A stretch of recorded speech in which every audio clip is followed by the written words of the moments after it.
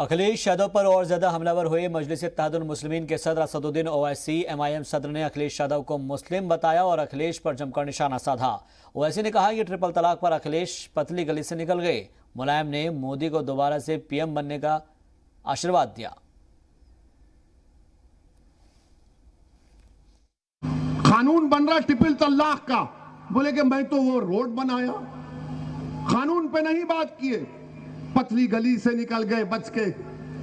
मोदी को नाराज नहीं करना है क्या? 2019 के लोकसभा के चुनाव से पहले जनाब मुलायम सिंह यादव साहब ने पार्लियामेंट में खड़े होकर नरेंद्र मोदी को आशीर्वाद दिया और कहा कि तुम दोबारा देश के प्रधानमंत्री बन जाओ।